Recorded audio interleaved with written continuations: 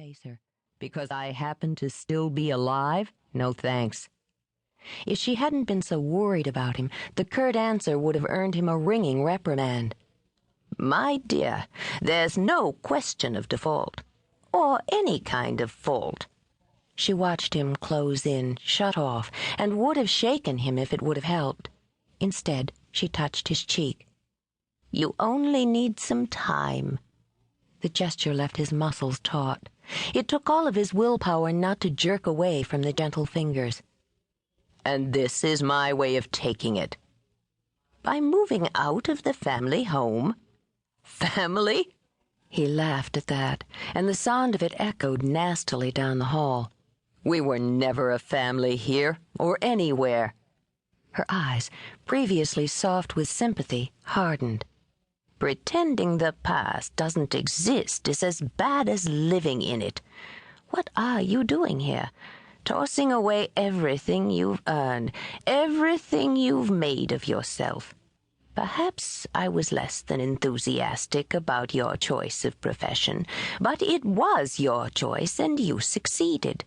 It appears to me that you made more of the Skimmerhorn name when you were promoted to captain than all your ancestors did with their money and social power. I didn't become a cop to promote my damn name.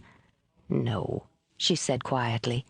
You did it for yourself, against tremendous family pressure, including my own. She moved away from him to walk down the hall. She had lived here once, years before, as a bride, an unhappy one. I saw you turn your life around, and it awed me, because I knew you did it for no one but yourself. I often wondered how you were strong enough to do that. Turning back, she studied him, this son of her son. He had inherited the bold good looks of the Skimmerhorns. Bronzed hair tousled by the wind, swept around a lean, raw-boned face that was taut with stress. She worried, woman-like, because he had lost weight, though the fining down of his features only heightened their power. There was strength in the tall, broad-shouldered build that both accented and defied the romantic masculine beauty of pale gold skin and sensitive mouth. The eyes, a deep, striking blue, had come from her. They were as haunted and defiant now as they had been in the young, troubled boy she remembered so well. But he was no longer a boy, and she was afraid there was little she could do to help the man. I don't want to see you turn your life around again for the wrong reasons. She shook her head, walking back toward him before he could speak. And I might have had reservations when you moved back in here alone after your parents died, but that too was your choice. And for some time, it seemed you'd made the right one again. But this time your solution to a tragedy is to sell your home, throw away your career. He waited a beat. Yes, you disappoint me, Jedediah. That stung. It was a phrase she rarely used, and had more bite than a dozen of his father's raging insults. I'd rather disappoint you than be responsible for the life of a single cop.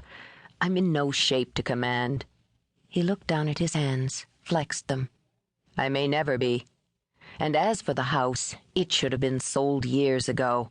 After the accident, it would have been sold if Elaine had agreed to it.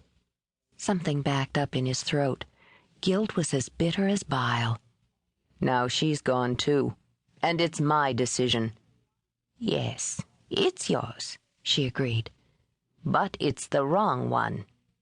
Rage sizzled in his blood. He wanted to hit something, someone, pound his fists into his flesh. It was a feeling that came over him all too often. And because of it, he was no longer Captain J.T. Skimmerhorn of the Philadelphia Police Department, but a civilian. Can't you understand? I can't live here. I can't sleep here. I need to get the hell out. I'm smothering here. Then come home with me. For the holidays, at least until after the first of the year. Give yourself a little more time before you do something irreversible. Her voice was gentle again as she took his rigid hands in hers. Jedediah, it's been months since Elaine...